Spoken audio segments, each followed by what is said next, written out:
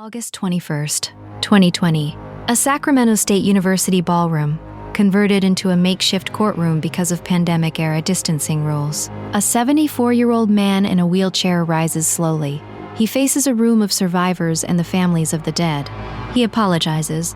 He has just admitted to 13 murders, 50 rapes, and 92 burglaries spread across 4 decades in 3 California jurisdictions. His name is Joseph James D'Angelo. For 6 years before any of it began, he wore a police badge in the same county that would spend the next 46 years hunting him. April 1974, Visalia, California, a small agricultural town in the San Joaquin Valley, surrounded by orange groves and almond orchards. A community where people still left their back doors unlocked at night. That spring, something began that the Visalia Police Department had never seen before. Houses were entered while the occupants slept. Drawers were opened with care. Photographs were lifted from frames. Women's undergarments were arranged on beds, and cash and jewelry, almost always, went untouched. Whoever was doing this didn't want what burglars wanted. He wanted to be inside their homes. He wanted to know them. Over the next 20 months, Visalia would log 92 of these incidents. This wasn't theft as the Visalia police understood it. There was no smashed glass, no forced lock. The Ransacker, as detectives quickly began calling him, entered through unlocked back doors and rear sliding windows. Once inside, he would sit, eat food from the refrigerator, take a single souvenir, a Polaroid, an earring, a piggy bank emptied of coins. He left obscene drawings on bedroom walls. On one occasion, he left a kitchen knife driven point down into a child's dresser. Detectives plotted the incidents on a wall map. The pins clustered tightly within Visalia's eastern neighborhoods. The dates clustered too, Tuesday through Friday nights, almost always between 10 p.m. and 2 a.m.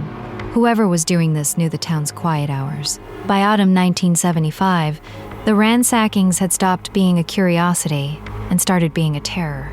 In September of that year, the ransacker attempted to abduct a teenage girl from her father's home. He took her at gunpoint into the backyard. Her father, Claude Snelling, a Visalia College journalism professor, intercepted the kidnapper and was shot dead in front of his daughter. The killer fled. 3 months later, on the night of December 10, 1975, Detective William McGowan of the Visalia Police Department was running an unmarked stakeout on a residential street the ransacker was suspected to favor. He spotted a figure moving between yards. He stepped out. He drew his service weapon. He aimed his flashlight beam directly at the suspect's face. And then, for the first and only time in the case, the man behind the mask spoke. He said, "Hey man, Oklahoma?" What happened in the next 2 seconds defined the next decade of the case. The ransacker raised his own weapon and fired 1 round. McGowan reflexively brought his flashlight up to his face. The bullet struck the flashlight lens. The aluminum casing crumpled inward. Glass shrapnel cut McGowan's hands and face, but the bullet itself was deflected. McGowan survived. The ransacker vanished into the dark, leaving behind a ski mask and a pair of leather gloves. Forensic analysis identified the gloves as a Sears catalog brand, distributed nationally. The ski mask had no fibers traceable to any specific source. The bullet, recovered from the flashlight handle, was a .38 caliber, the most common service round in California law enforcement that year. The investigation, despite its near miss, after December 10, 1975, the Visalia ransackings stopped. In Visalia, the case went into a cold case file. Detectives believed the ransacker had died, been imprisoned for another crime, or moved away. They were partially correct. He had moved 300 miles north to a small town outside Sacramento called Auburn. In May 1976, the Auburn Police Department hired a new officer. He was 29 years old, a Vietnam veteran with a clean record from his previous post at the Exeter Police Department. Exeter sat less than 10 miles from Visalia. His name was Joseph James D'Angelo. 6 weeks after his Auburn hire date, the East Area Rapist attacks began. June 18, 1976. The Sacramento suburb of Rancho, Cordova. A 23-year-old woman, home alone, woke at 3 a.m. to find a masked figure standing at the foot of her bed with a flashlight in one hand and a knife in the other. He whispered. He bound her with shoelaces taken from her own shoes. He spent 4 hours inside the house. He did not steal anything of value. He ate from the refrigerator. He never said his name. Over the next 38 months, the same man would attack at least 50 Sacramento area victims, using an identical pattern. Sacramento Sheriff's Department detectives began calling him the East Area Rapist. They had no idea he had spent the previous 18 months less than a mile from the homes he was now targeting, or that he had spent the year before that ransacking houses in Visalia. By 1970, 3 things about the East Area Rapist had become forensically certain.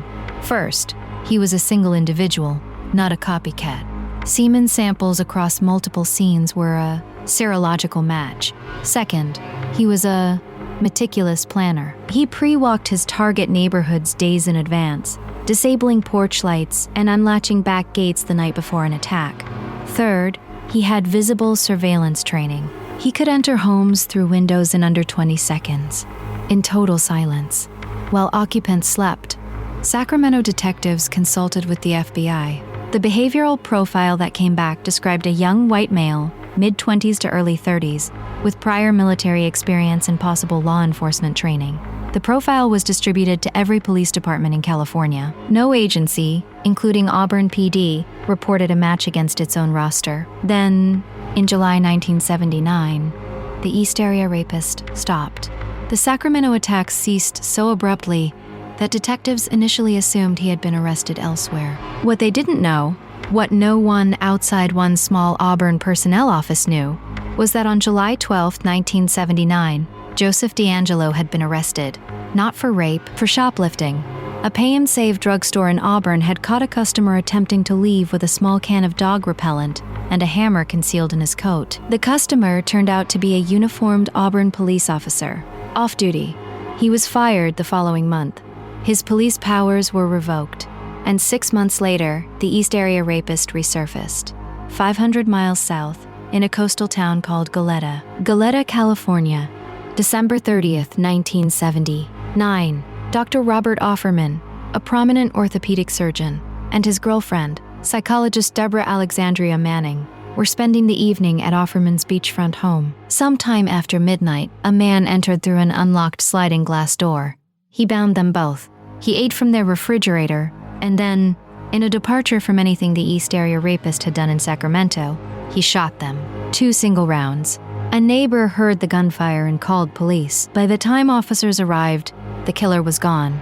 The Santa Barbara County Sheriff's Department did not know it yet, but they had just become the 3rd California jurisdiction, unwittingly hunting Joseph D'Angelo. Over the next 7 years, the man Santa Barbara detectives began calling the original Night Stalker would kill 12 more people across Southern California.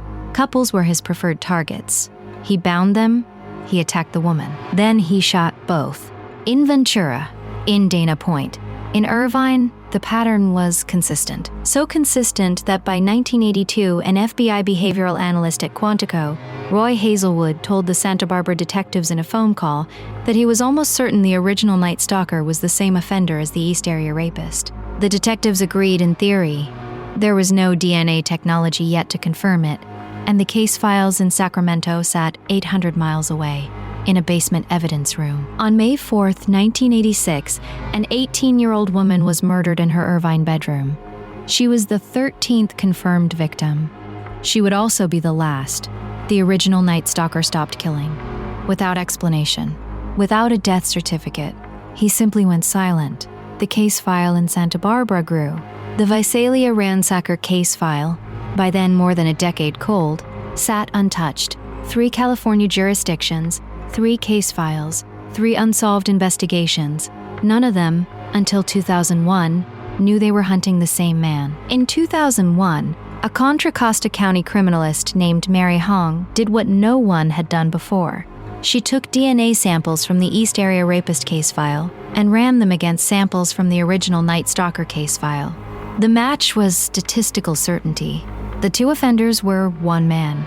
The Visalia Ransacker case yielded no DNA, but the modus operandi alignment was textbook. By 2001, all 3 jurisdictions agreed. The same man had committed approximately 100 burglaries in Visalia, raped over 50 women in Sacramento, and murdered 13 people in Southern California. They had a profile. They had DNA. They did not have a name. And for the next 17 years, despite over 15,000 tips received, they would not get one. For another 17 years, the case sat. Tips came in by the thousands. Suspects were named, investigated, and cleared. The man, now publicly known as the Golden State Killer, became one of the FBI's most wanted unsolved offenders. His DNA sat in every federal and state forensic database in the country. None of them returned a match. The reason was simple. Joseph DeAngelo had never been arrested for a felony. His 1979 shoplifting arrest in Auburn had been a misdemeanor. He had no DNA on file. The forensic system, designed to identify repeat offenders by their prior convictions, had no record of him at all. In April 2017, a Contra Costa investigator named Paul Holes proposed an unconventional approach. The killer's DNA had been cataloged for 16 years. It would never appear in CODIS, but it might appear somewhere else. Holes proposed uploading the DNA profile to a public genealogy database, the kind people use to find lost relatives. GEDmatch, founded in 2010, allowed users to upload their genetic data and search for distant cousins. If the killer's distant cousins had used it, the database could identify them. From there, a forensic genealogist could build a family tree, working forward in time until the branches pointed to a single suspect. It was a theory. No state law explicitly permitted it. No state law explicitly forbade it. The Sacramento district attorney signed off. By April 2018, the genealogy team had built a family tree containing more than 1,000 distant relatives of the unknown killer. They were narrowing. Each generation of the tree was checked against age, location, military service, and California residency. Between 1974 and 1986, 2 candidates remained. One was ruled out by DNA from a discarded coffee cup. The second was a 72-year-old retired naval mechanic and former police officer named Joseph James DeAngelo, living in Citrus Heights, California, a Sacramento suburb 7 miles from the East Area Rapist's first attack. On April 18, 2018, investigators retrieved a discarded tissue from his curbside trash. The DNA on that tissue matched the Golden State Killer DNA at a statistical certainty of 1 in 1 octillion. For 6 days, surveillance teams watched a 72-year-old man go about his retirement routine in Citrus Heights. He gardened, he drove to the grocery store, he went to medical appointments. He was, by every external measure, an unremarkable suburban retiree. On the afternoon of April 24, 2018, agents approached him in his driveway as he stepped out to take his garbage to the curb. He did not resist. He was placed in a Sacramento County jail cell that night. Investigators across 3 counties were notified within the hour. The Golden State Killer was in custody. 42 years after his first known sexual assault, 26 years after his last known murder. After the arrest, investigators retrieved DeAngelo's personnel files from the Exeter and Auburn police departments. The dates told a story no department had ever connected. DeAngelo joined Exeter PD in May 1973. The Visalia ransackings began April 1974. He resigned from Exeter and joined Auburn PD in May 1976. The ransackings stopped December 1975. The East Area Rapist began June 1976, 6 weeks after his Auburn start date. He was fired from Auburn PD in August 1979. The Sacramento attacks stopped July 1979, the same month as his shoplifting arrest. The original Night Stalker murders began December 1979. The dates correlated perfectly with the badge of one man. Neither department had ever cross-referenced them with the case files of the adjacent jurisdictions. What the personnel files also revealed, DeAngelo had been investigated internally by Auburn PD in 1979, not for the rapes, those connections were not yet known, but for the shoplifting. A pay-and-save loss prevention officer had detained him after he attempted to leave the store with a hammer and a small can of Mace brand dog repellent in his coat pocket.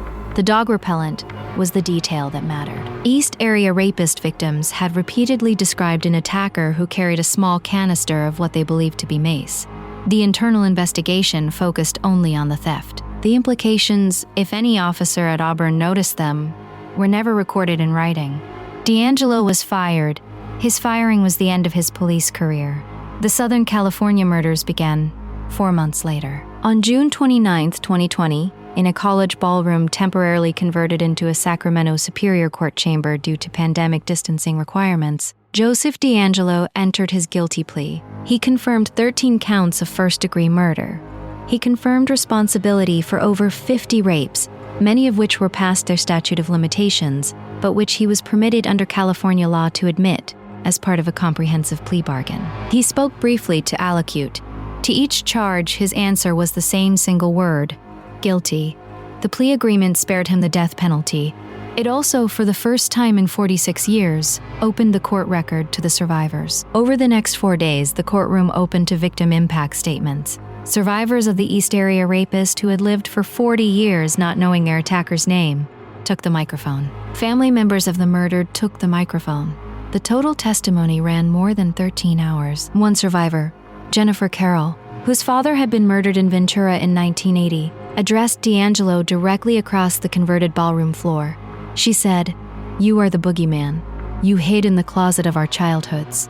We are still here. We are still here." On August 21st, 2020, Judge Michael Bowman delivered the sentence. 11 consecutive life sentences without the possibility of parole. 3 additional concurrent life terms for crimes whose statutes had expired but to which D'Angelo had nonetheless pleaded. Brief comments from D'Angelo himself followed the sentencing. Standing for the first time in months, he addressed the room. He had listened to all their statements, he said. Each one of them, and he was, he said, truly sorry to everyone he had hurt. Sacramento Superior Court Case 18 FE008017 closed that afternoon. The Visalia Ransacker file, opened April 1974, was officially marked solved, 46 years and 4 months later. In the years after the conviction, internal department reviews quietly concluded what victims' families had suspected from the beginning. Exeter PD never investigated whether their officer had been responsible for the burglaries in adjacent Visalia.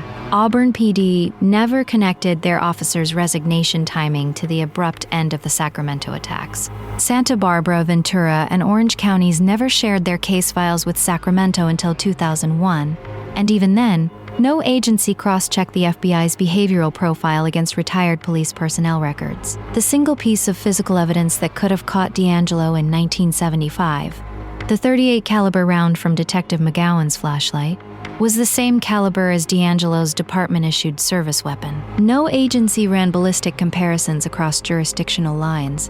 The Golden State Killer case is, in retrospect, not a story about a uniquely cunning offender.